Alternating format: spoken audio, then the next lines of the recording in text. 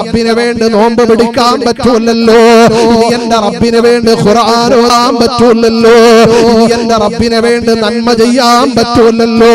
അതോർത്തിട്ടാണ് ഞാൻ കരഞ്ഞതെന്ന് മഹദിയായ മുആദ റളിയല്ലാഹു അൻഹ പറഞ്ഞു പോയെങ്കിലും മക്കളോട് പറയുന്ന മക്കളെ, ഞാൻ എന്തിനാണ് ചിരിച്ചതെന്നറിയോ?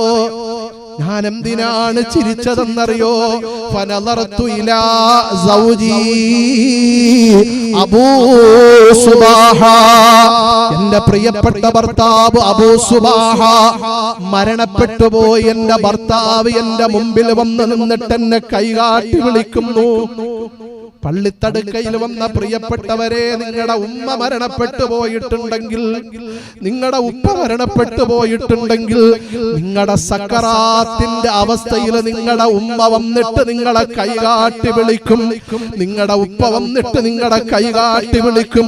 നിങ്ങളുടെ ഭാര്യമാര് മരണപ്പെട്ടു പോയിട്ടുണ്ടെങ്കിൽ സക്കറാത്തിന്റെ അവസ്ഥയിൽ വന്നിട്ട് അവര് നിങ്ങളെ കൈകാട്ടി വിളിക്കും. പള്ളിത്തടുക്കയിൽ വന്ന ഉമ്മ, നിന്റെ ഭർത്താവെങ്ങാനും മരണപ്പെട്ടു പോയിട്ടുണ്ടെങ്കിൽ സക്കറാത്തിന്റെ അവസ്ഥയിൽ നിന്റെ ഭർത്താവ് നിന്റെ മുമ്പിൽ വന്നിട്ട് കൈകാട്ടി വിളിക്കുമെന്ന മുആദ റളിയല്ലാഹു അൻഹയുടെ മുമ്പിൽ വന്നിട്ട് തന്റെ പ്രിയപ്പെട്ട ഭർത്താവായ അബൂ സുബാഹ കൈകാട്ടി വിളിക്കുന്നു. മോളെ മുആദ, പെട്ടെന്ന് വാ മുആദ, പെട്ടെന്ന് വാ മുആദ. മുആദ റളിയല്ലാഹു അൻഹു പുഞ്ചിരിക്കുകയാണ്. കുറെ കാലങ്ങൾക്ക് മുമ്പ് മരണപ്പെട്ടു പോയ ഭർത്താവിനെ കണ്ടിട്ട് പുഞ്ചിരിക്കുകയാണ്. എന്നിട്ട് മക്കളോട് പറഞ്ഞു കൊടുക്കുന്നു, മക്കളെ, എന്റെ ഭർത്താവിനെ ദുനിയാവിൽ ഞാൻ ഇത്രത്തോളം സൗന്ദര്യത്തിൽ കണ്ടിട്ടില്ല. എന്റെ ഭർത്താവിന്റെ മുഖം ഞാൻ ഇത്ര പ്രകാശത്തിൽ കണ്ടിട്ടില്ല. എന്റെ ഭർത്താവിന്റെ മുഖം ഞാൻ ഇത്ര തേജസ്സിൽ കണ്ടിട്ടില്ല.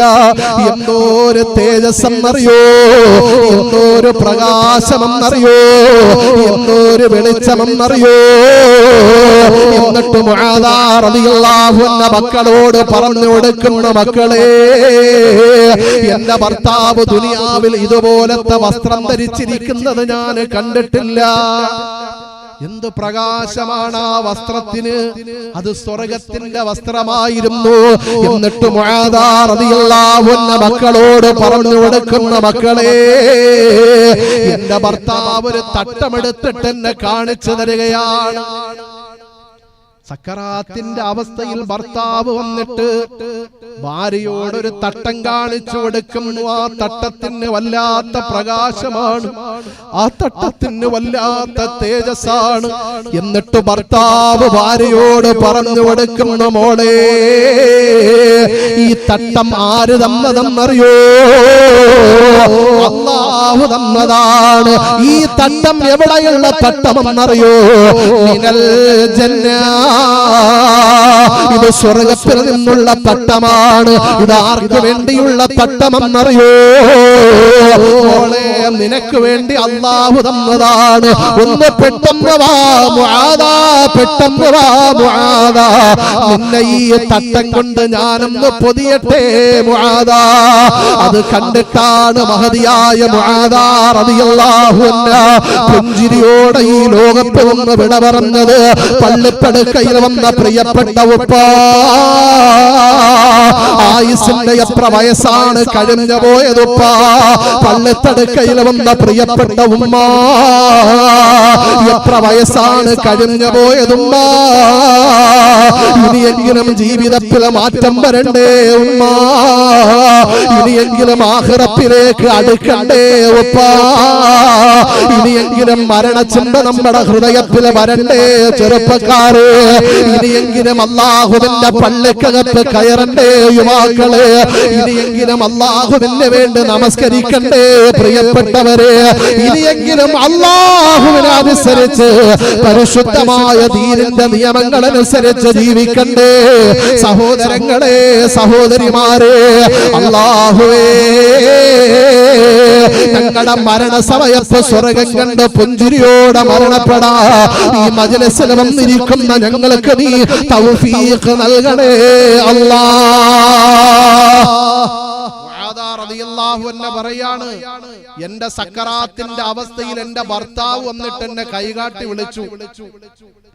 ഉമ്മമാര് മരണപ്പെട്ടവരുണ്ടോ? ഒന്ന് കൈ ഉയർത്തിയേ. ഉമ്മമാര് മരണപ്പെട്ടവർ ഈ മജ്ലിസിലുണ്ടോ? ഉപ്പമാര് മരണപ്പെട്ടവരുണ്ടോ? ഒന്ന് കൈ ഉയർത്തിയേ. എവിടെയും ഏറ്റവും കൂടുതൽ കൈ ഉയരുന്നത് ഉപ്പമാരുടെ കാര്യത്തിലാണ്. അല്ലാഹു നമ്മുടെ മരണപ്പെട്ടുപോയ മാതാപിതാക്കൾക്ക് മഗ്ഫിറത്തും റഹ്മത്തും കൊടുക്കട്ടെ. നിങ്ങളുടെ സക്കറാത്തിന്റെ അവസ്ഥയിൽ നിങ്ങളുടെ ഉമ്മ നിങ്ങളുടെ മുമ്പിൽ വരും. സക്കറാത്തിന്റെ അവസ്ഥയിൽ കിടക്കുന്നവരുടെ അടുക്കൽ പോയവർക്കറിയാം. അവര് പലപ്പോഴും പറയാറുണ്ട്, എന്റെ ഉമ്മ വന്ന് നിൽക്കുന്നു, എന്റെ വാപ്പ വന്ന് നിൽക്കുന്നു, ഞാൻ കാണാത്തവരെയൊക്കെ കാണുന്നു, വല്ലാത്ത രൂപങ്ങളൊക്കെ കാണുന്നു എന്ന് എത്രയോ സക്കറാത്തിന്റെ അവസ്ഥയിൽ കിടക്കുന്ന മനുഷ്യന്മാര് പറയുന്നത് കേട്ടതാണ് ഞാനും നിങ്ങളും.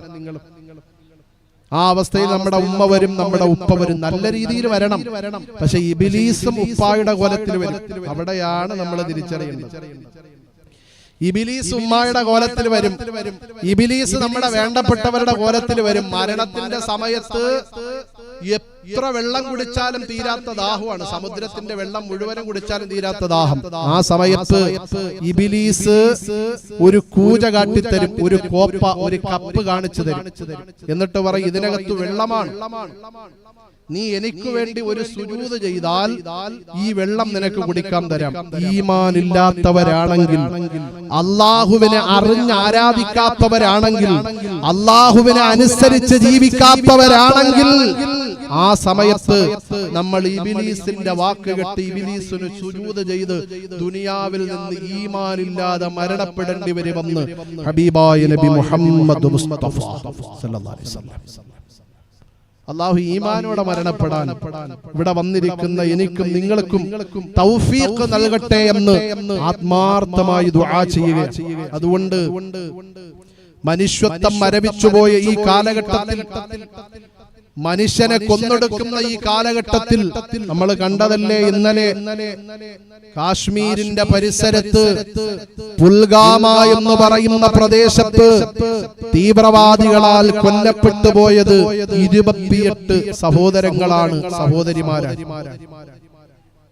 ഉടമസ്ഥനായ പടച്ചറബ് ആ കുടുംബക്കാർക്ക് സമാധാനവും ക്ഷമയും നൽകട്ടെ. എന്തിന്റെ പേരിലാണ് ഈ കൊലകളൊക്കെ നടക്കുന്നത്? അതാര് ചെയ്താലും കൊടും ക്രൂരത തന്നെയാണ്. ഏത് നാമമുള്ളവരായിരുന്നാലും ശരി തന്നെ. ഒന്ന് ആലോചിച്ചു നോക്കിയേ, കാശ്മീർ ഭീകരാക്രമണത്തിൽ കൊല്ലപ്പെട്ടുപോയ കർണാടക സ്വദേശി മഞ്ജുനാഥ്, നിങ്ങളുടെ കർണാടക സ്റ്റേറ്റിലുള്ള സഹോദരനാണ് മഞ്ജുനാഥ്. അദ്ദേഹത്തിന്റെ ഭാര്യ പല്ലവി പറയുകയാണ്, ഈ കൊടും ക്രൂരത, തീവ്രവാദികൾ മനുഷ്യന്മാരെ കൊന്നുകൊണ്ടിരിക്കുമ്പോ അതിന്റെ ഇടയിൽ കാശ്മീരിന്റെ പരിസരത്തുള്ള 3 മുസ്ലിം സഹോദരങ്ങൾ എന്റെ അടുക്കൽ വന്നു, ഞങ്ങളുടെ അടുക്കൽ വന്നു.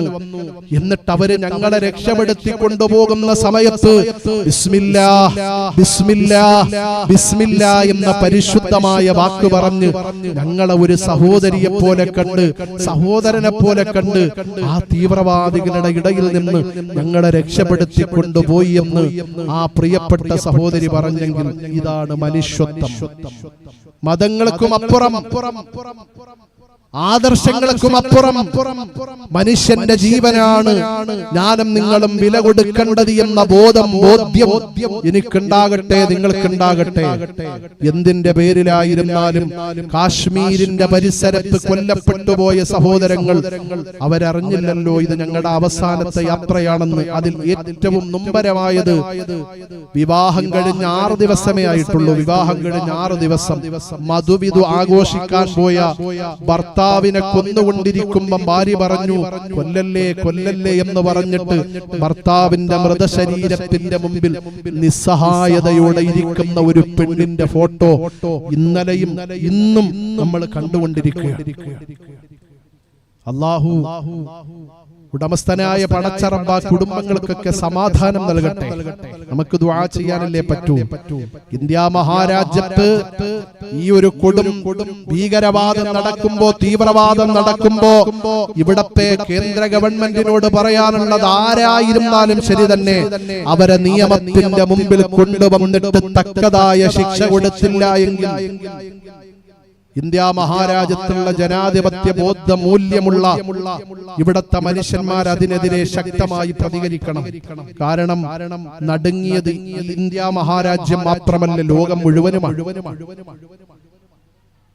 നമ്മൾ ഇനിയിപ്പോ ഇന്ത്യ മഹാരാജ്യത്ത് ജീവിച്ചുകൊണ്ടിരിക്കുമ്പോ സൗദിയുടെ മണ്ണിൽ നിന്ന് സൗദിയുടെ പട്ടാളം വന്ന് ഇന്ത്യ മഹാരാജ്യത്തുള്ള ജനങ്ങളെ കൊല്ലാൻ തുനിയുകയാണെങ്കിൽ അതിന്റെ മുമ്പിൽ ഏറ്റവും ആദ്യം നിൽക്കുന്നത് അവരെ എതിർക്കാൻ, അവരെ ശക്തമായി ഇവിടെ നിന്ന് തുരപ്പാൻ, അവരോട് യുദ്ധം ചെയ്യാൻ ഏറ്റവും മുമ്പന്തിയിൽ നിൽക്കുന്നത് ഇന്ത്യ മഹാരാജ്യത്തെ മുസ്ലിമീങ്ങളായിരിക്കും. അത് ഉറപ്പാണ്.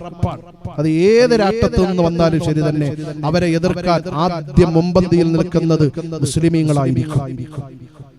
അതുകൊണ്ട് മനുഷ്യത്വം മരവിച്ചുപോയ ഈ കാലഘട്ടത്തിൽ മനുഷ്യത്വം തിരിച്ചു വരട്ടെ. അതിനാകട്ടെ നമ്മുടെ പ്രവർത്തനങ്ങളൊക്കെ. അല്ലാഹു അതിന് ഈ ഒരു മജ്ലിസും ഈ സമയവും ഈ മഖാമു റൂസും അതിനൊരു സബബാക്കട്ടെ എന്ന ആത്മാർത്ഥ ദുആയോടുകൂടി ഇൻഷാ അല്ലാഹ് ഒരു 7 സ്വലാത്ത് ചൊല്ലി ദുആ ചെയ്ത് നമുക്ക് സന്തോഷത്തോടെ ഇന്ന് പിരിയാം. പോരെ? അല്ലാഹു കബൂലാക്കട്ടെ. അല്ലാഹു നമ്മുടെ ഇരുത്തം പരിപൂർണമായും സ്വീകരിക്കട്ടെ. ഒരു 7 സ്വലാത്തിൽ കൂടെ സ്വല്ലല്ലാഹു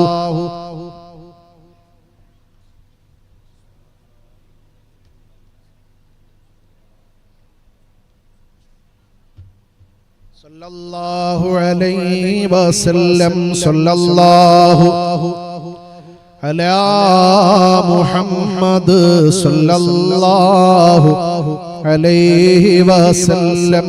സല്ലല്ലാഹു അലാ മുഹമ്മദ് സല്ലല്ലാഹു അലൈഹി വസല്ലം.